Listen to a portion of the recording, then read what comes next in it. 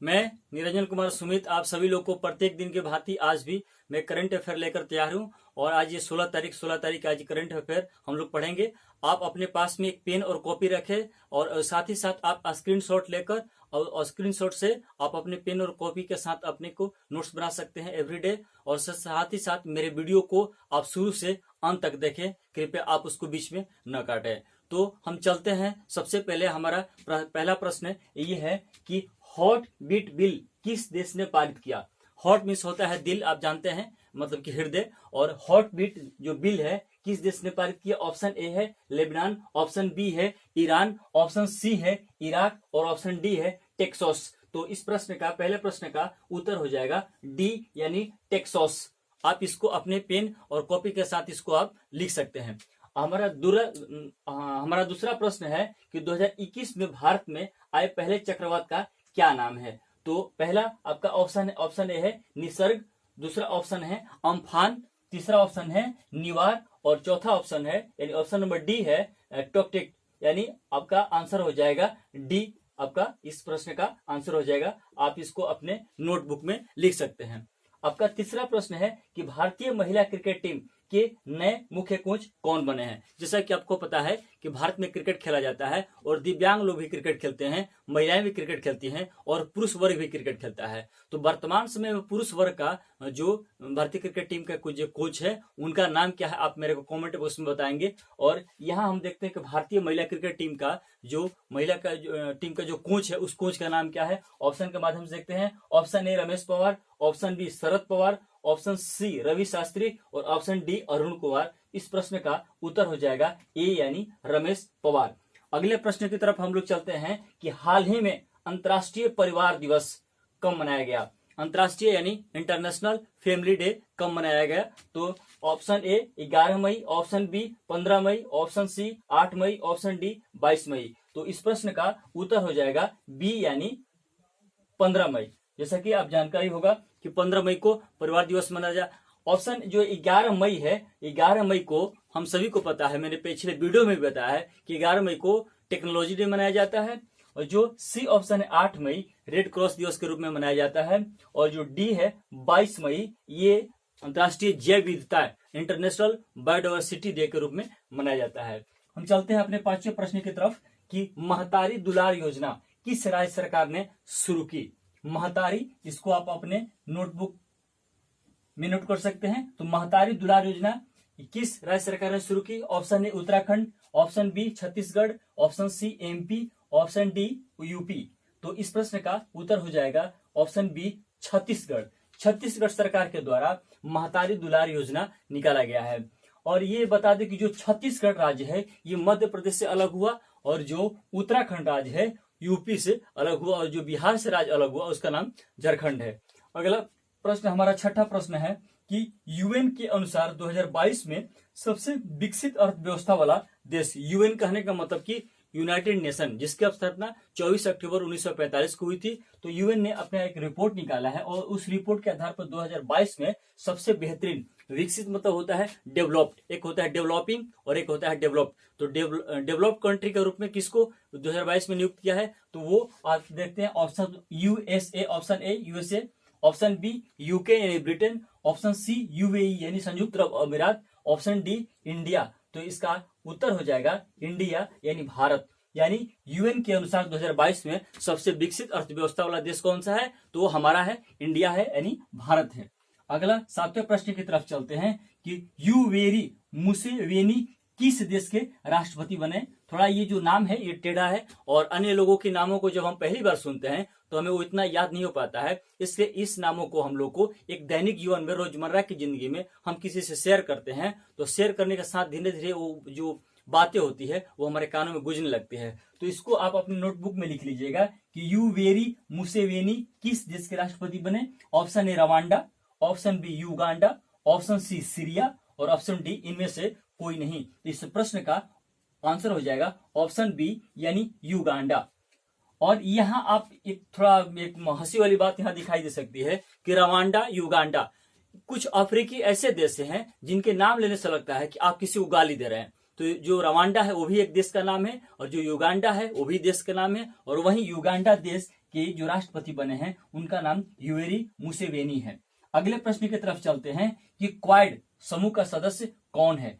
Quad जैसे कि 4 देशों का समूह है, 4 देशों का एक समूह है, और इसमें कौन कौन देश शामिल है, कौन कौन देश शामिल नहीं है, ये ऑप्शन के माध्यम से आपको निकालना पड़ता है। तो जो क्वाड समूह का सदस्य कौन है, option A Bharat, option B रूस, ऑप्शन सी उत्तर कोरिया, ऑप्शन डी जर्मनी। तो इस प्रश्न का भी उत्तर आपका हो जाएगा ऑप्शन ए भारत, यानी जो भारत है वो मतलब कि आप देखेंगे उस देश का सदस्य है। मैं एक और बात को जानकारी दे दूं कि जो क्वाड है उसमें 4 देश शामिल हैं।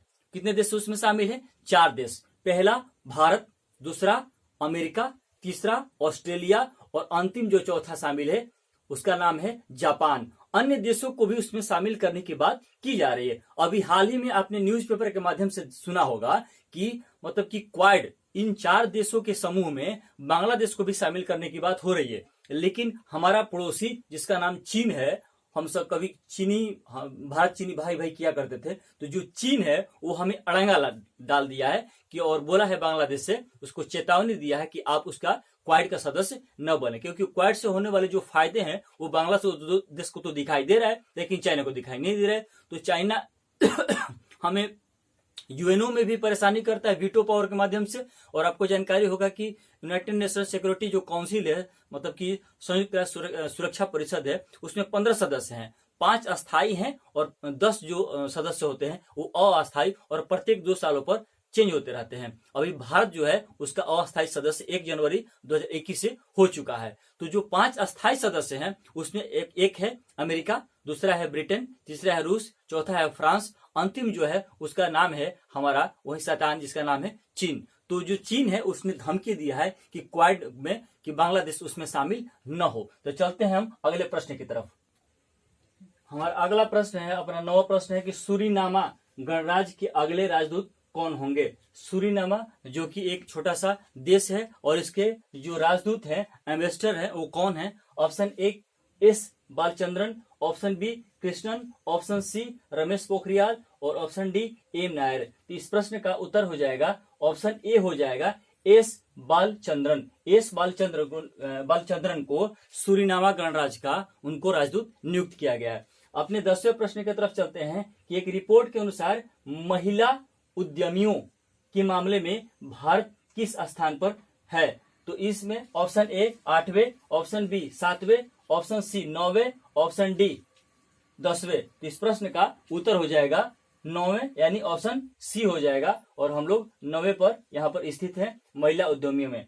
अगला प्रश्न हम चलते हैं, और प्रश्न है 11वां कि गो एयरलाइन का नाम बदलकर क्या हो गया है। जैसे कि आपको जानकारी है कि जब से ये 2014 के बाद एनडीए की सरकार केंद्र सरकार में आई हुई है, मतलब कि एनडीए सरकार सेंटर में आई हुई है, तब से नामों का जो चेंज बहुत लगातार हुआ है। जैसे कि फैजाबाद का नाम बदल गया, उसके बाद इलाहाबाद का नाम बदल गया, अन्य छोटे छोटे शहरों के नाम बदलते जा रहे हैं, कुछ अन्य स्थानों पर भी बदले, जिसमें अटल बिहारी वाजपेयी के नाम पर भी कुछ लगा है। हाल ही में एक स्टेडियम का नाम नरेंद्र मोदी के नाम पर रखा गया। तो नामों का चेंजिंग होता रहता है। तो इसी प्रकार से गो एयरलाइन का नाम बदलकर क्या हो गया है। Option A Go First, option B Go Second, option C Go Third, और ऑप्शन डी गो फिफ्थ। इस प्रश्न का उत्तर हो जाएगा option A Go First. Go First यानी गो एयरलाइन का नाम बदलकर अब क्या हो गया है, गो फर्स्ट हो गया। आप उसको अब गो फर्स्ट बोलेंगे। जैसा कि अभी इलाहाबाद का नाम आप क्या बोलते हैं, प्रयागराज बोलते हैं। वहां पर पहले मतलब कि अलग अलग नामों से उसको जाना जाता था इलाहाबाद। आप एक इतिहास में हम आपको कभी बताएंगे।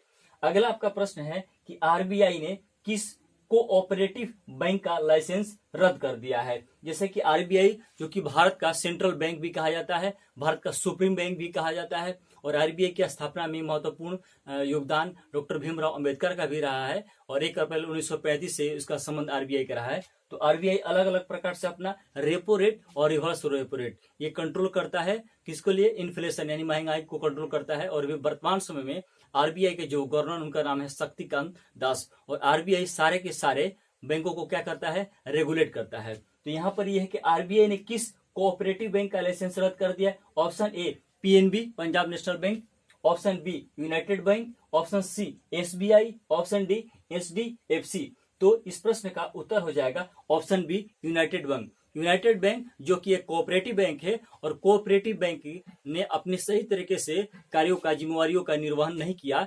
जिसकी वजह से आरबीआई ने इसके लाइसेंस को क्या कर दिया, रद्द कर दिया। अब चलते हैं अगले प्रश्न की तरफ। हमारा 13वां प्रश्न है कि माउंट पिमोरी किस देश में अवस्थित है। अभी हाल ही में न्यूज़पेपरों में, टीवी, अन्य समाचार पत्रों के माध्यम से हाल ही में आपके पास ये जो माउंट पिमोरी है ये बहुत ज्यादा चर्चित रहा। ये जो है किस राज्य में, किस देश में है, ये हम लोग देखेंगे। और हाल ही में उस पर 2 मतलब की महिलाएं उसको पार की, चढ़ी है उस पर, पर्वतरोही, उसका नाम भी हम आपको इसमें बताएंगे। ऑप्शन ए है Bharat, option B Nepal, option C Bhutan, option D चीन। इस प्रश्न का उत्तर हो जाएगा नेपाल। जी हाँ, नेपाल जो में ये माउंट पिमोरी है, और माउंट पिमोरी में और 4 भी हैं, वो कमेंट बॉक्स में मेरे को बताइएगा। और माउंट पिमोरी से संबंधित 2 नाम मैं अवश्य लेना चाहूंगा, जो कि वो भारत से संबंधित है। पहला जो आपको मैं नाम ले रहा हूं वो हिमाचल प्रदेश की एक महिला है, उनका नाम है बलजीत कौर। ये प्रश्न आपके ऑब्जेक्टिव टाइप्स का बीपीएससी है, बिहार एसआई, यूपीएससी है, अन्य परीक्षाओं में ऐसा पूछा जा सकता है। यूपीएससी में इस प्रकार के प्रश्नों की संख्या बहुत ही कम देखी गई है। तो हिमाचल प्रदेश की एक महिला है, उनका नाम है बलजीत कौर, जो कि प्रथम स्थान पर। और एक और महिला है, वो राजस्थान से ताल्लुक रखती हैं, उनका नाम है गुणबाला शर्मा। और गुणबाला शर्मा जो है वो द्वितीय स्थान पर इसमें मतलब थे। आपको इससे कनेक्ट करके जोड़ना है कि जो माउंट पिमोरी है वो नेपाल में है, और गुणबाला शर्मा जो कि राजस्थान से है, और जो बलजीत कौर है वो हिमाचल प्रदेश से हैं। अगले प्रश्न की तरफ चलते हैं कि एक फॉर्च्यून के अनुसार कोविड-19 रोकने की सूची में सबसे ऊपर किसे रखा गया है। एक मतलब कि फॉर्च्यून एक ये मतलब कि रिपोर्ट निकालता है, एक पत्रिका है, और ये अपने हिसाब से, पर्सनली अपने व्यू के हिसाब से ये क्या करता है कि लोगों के व्यक्तित्व का मूल्यांकन करता है कि किस व्यक्ति ने किस महामारी में, किस व्यक्ति ने किस क्षेत्र में, संकट की स्थिति में नागरिकों का, अन्य लोगों का, व्यक्तियों का सहयोग किया, उसी के आधार पर ये निकालता है। इसने रिपोर्ट निकाला है कि फॉर्च्यून के अनुसार कोविड-19 रोकने की सूची में सबसे ऊपर किसे रखा गया है। यानी जो कोविड-19 जो रोग था, उस रोग को कंट्रोल करने के लिए सबसे नंबर 1 पूरे विश्व में वो कौन व्यक्ति है, उस व्यक्ति का नाम हम लोग देखेंगे। Option A Jacinda Ardern, option B Kamala Harris, option C Narendra Modi, option D Joe Biden. तो ये आपको बता दें कि जो कमला हैरिस हैं ये श्वेत उपराष्ट्रपति जो कि अमेरिका की हैं, जो बाइडेन अमेरिका के राष्ट्रपति हैं, और नरेंद्र मोदी जो कि भारत जैसे बड़े लोकतंत्र के प्रधानमंत्री हैं।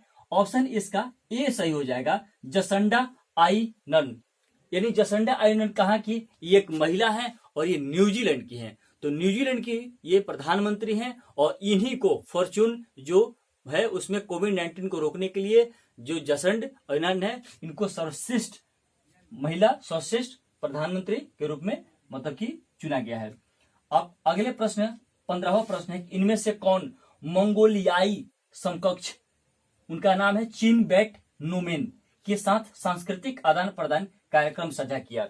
मैं आपको बता दूं कि जो भारत है वो अपने पड़ोसी देशों के अलावे अन्य विकसित और विकासशील देशों के साथ अपने संबंध को स्थापित करता है। वो जो संबंध होता है वो भूगोल से मतलब भू राजनीतिक भी होता है, वो अर्थव्यवस्था से संबंधित होता है, वो व्यापार से भी संबंधित होता है, वो सांस्कृतिक चीजों से भी संबंधित होता है। उसी सांस्कृतिक कार्यक्रम के तहत मंगोलिया के जो हैं समकक्ष चीन बैट, उनका नाम है, और नोमेन जो कि मंगोलिया में वो संस्कृति मंत्रालय को कंट्रोल करते हैं। यदि मंगोलिया एक देश है, और मंगोलिया देश के कैबिनेट में, मंत्रिमंडल में एक चीन बैट नोमेन नामक एक व्यक्ति हैं, और चीन बैट जो नोमेन व्यक्ति हैं वो भारत के संस्कृति मंत्रालय में कौन ऐसा व्यक्ति है उसके साथ जो वार्ता किए हैं। इस प्रश्न का मकसद यही है।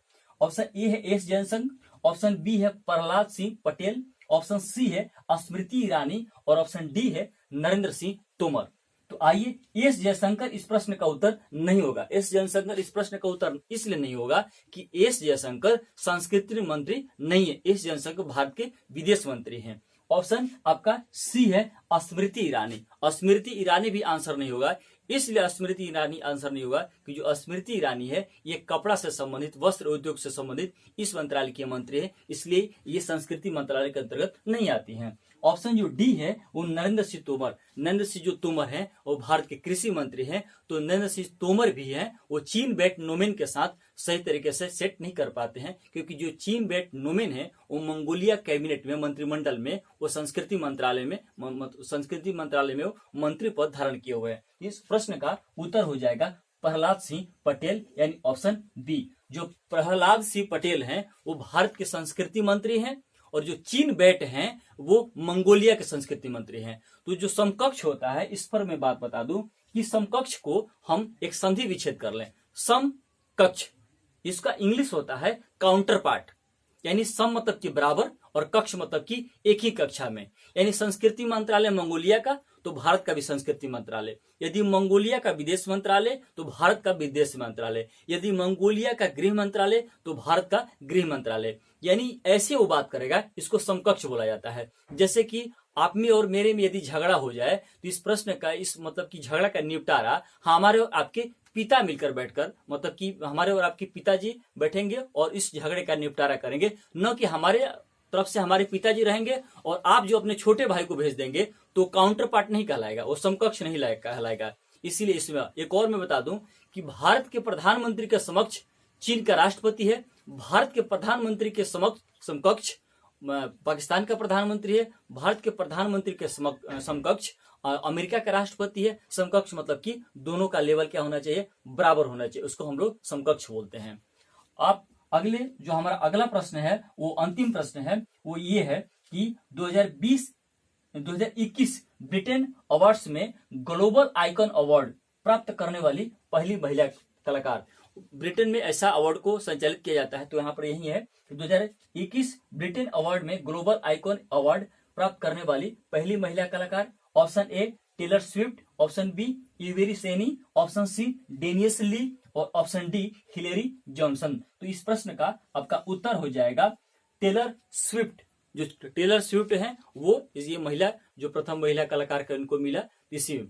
तो हम इसके माध्यम से आपको जरूर बोलेंगे कि आप मेरी वीडियो को मतलब कि पूरा का पूरा देखें, पहली बात। दूसरी बात, आप वीडियो का स्क्रीनशॉट आप ले सकते हैं, मैं यहाँ से हट जा रहा हूँ। और अंतिम जो तीसरी बात ये है कि आप इस वीडियो को ज्यादा से ज्यादा लोगों को तक शेयर करें, सब्सक्राइब करें, और साथ ही साथ बेल आइकन को दबाते रहें।